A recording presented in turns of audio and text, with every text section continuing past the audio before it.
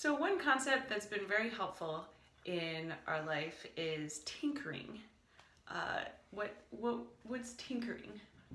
Well, the concept of tinkering, I think that comes from Nassim Taleb, but it's basically the idea that you don't necessarily know what's the best path to take, and or what even to learn or how to learn, and um, it's you can see it in like kind of the history of technology. A lot of times, technology has been like some inventor will be pursuing, some specific goal, and along the way, all these little happy accidents add up, and he finds some other crazy invention or something. So Happy accidents. Love it. Yes, tinkering opens you up Bob to Ross. happy accidents. Is that Bob Ross? uh, Yes, definitely quote Bob Ross as much as possible. Yes. yeah, so it's that idea of just of not starting. It's kind of like a bottom up approach as opposed to like top down design. So. Right. So it's very low risk, right? So you find small way, like if you think you want to do something, you find small, low risk ways of trying it out. So for me, for example, that's one reason why I started learning web development through free courses on Code Academy or free Code Camp or different things like that. It's very low risk. And I was not, even though I was interested in web development, I didn't know how interested I was.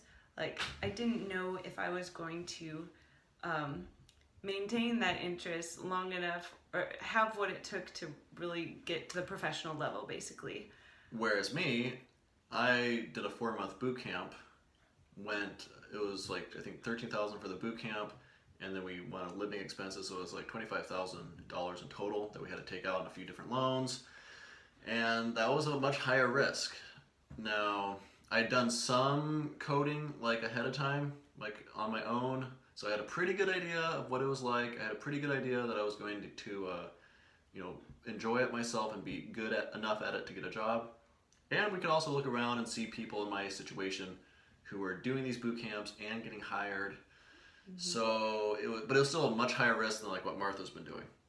But it was also much lower risk than another option, which was going for a CS degree. Right, which was what we first thought. I was like, okay, I want to learn computer programming. I don't have a degree. I better go back, get a 4-year CS degree. Right. 4 years and 4 months.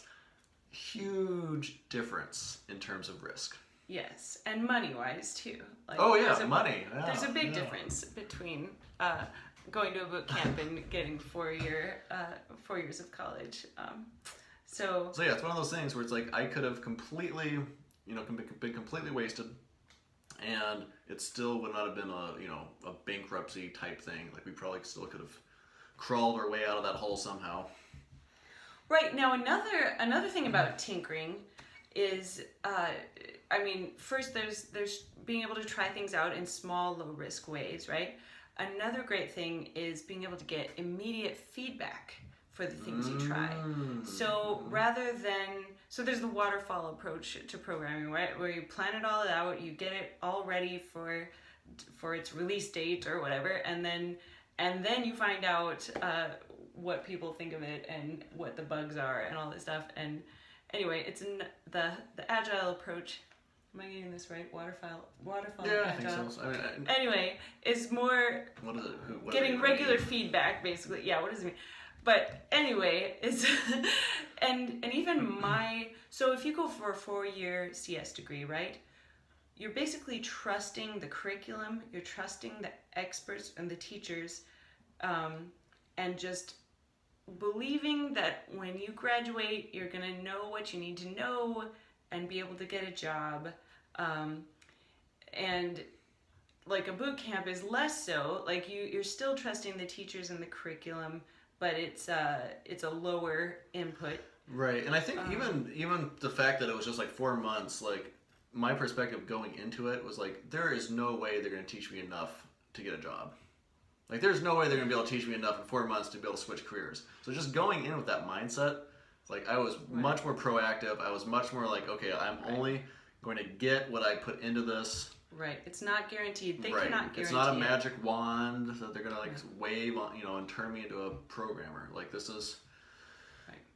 And my method of being self-taught was even more immediate feedback. So I was basically, my curriculum was extremely organic. It was just growing on its own based on the feedback I was receiving on LinkedIn or different things that I was looking into. It was cutting edge stuff. Like I learned React hooks like as soon as they came out because I asked people on LinkedIn about a project I was working on, and they all said look into React hooks. So that's what I did. Right. So I was able to get that immediate feedback and tailor what I was doing to that feedback, either positive or negative.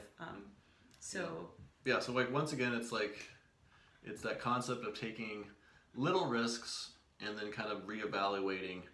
Was it that good or bad? It's actually interesting. Like there's like bacteria. They don't have brains. They don't have they're super primitive organisms, right?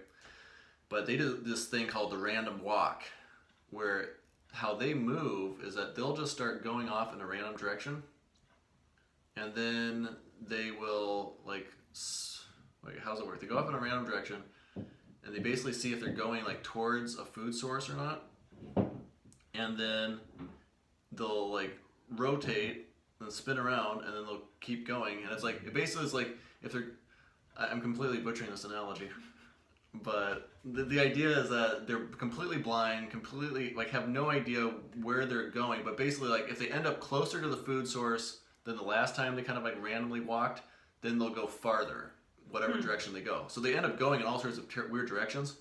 But the line that they trace is actually heading towards the food source, even though they're zigzagging back and forth. They're tinkering. On the most primitive, basic level. Mm-hmm. Yeah. As you were talking about, it sounds a lot like me, actually. It's all anyone. It's like we're all blind in a certain sense. We've talked about this a lot, Martha and me. But it's like you look at a curriculum, you look at a self-help book, you look at even a success story of someone, even like us. Even like me and Martha could tell you our story and say do this. Here's the steps, and you're not going to be able to follow it. I couldn't even follow it.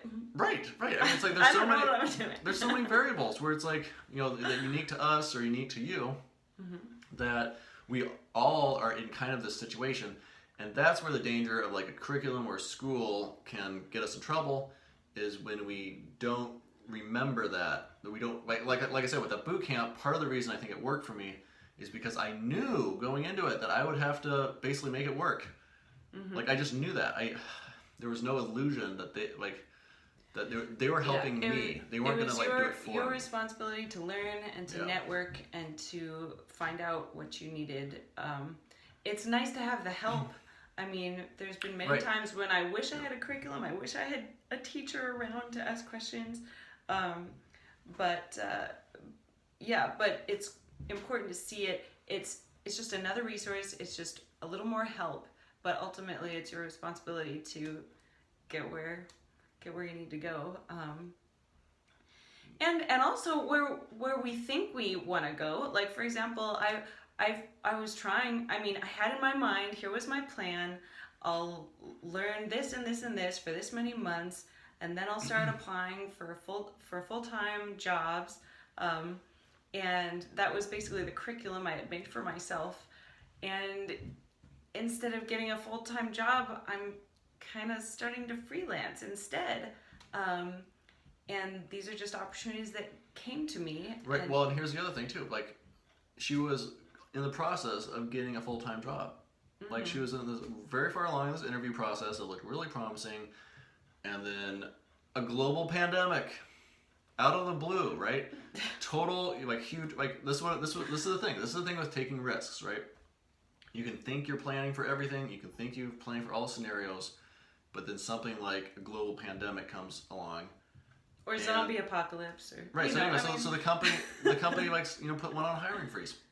Yeah. And it's and if that was your only way, if that was your only goal that you were working towards, you would have been gone. Right. You would have been. It would have been gone. Yeah. So it's keeping your options open as well. is another thing. I Well, mean, not just keeping them open, but creating them. Create like potential options. that's true, because just like Actively. I said, talked about the freelancing, and it's the. That was not an accident. It wasn't. I've been actively posting and actively learning in public, and that's where this lead came from, is through a post I did on LinkedIn. So, yeah, you're right. I've been Yep. opening myself. And my up first to job, opportunity. Yeah. like one thing that I was relatively good at, like I knew I wasn't going to be the best coder, but I was relatively good at making friends. I was relatively good at like meeting strangers, and this is just because I've learned like the hard way. But so like while I was going to boot camp, I would like talk to like the entrepreneurs. I would try to meet the different people I met. Like we were in like this tech incubator type facility, and sure enough, one of the entrepreneurs that I met was the one that gave me my first job, and that was like a couple weeks after my boot camp. Yeah. And it was just it was like a 3-month contract. It wasn't like super long term, but by the time that dried up, I had gotten my full-time position with a large company. So. Right, and one reason we even thought of web development Make friends. is, I mean, another factor in tinkering is you get to find out what you're interested in and where your strengths are. Mm-hmm. You get to find out from feedback what other people are interested in and how they respond to you. And through that process, you get to discover where they intersect, where your interests and strengths meet other people's interests and needs. And that's where magic happens.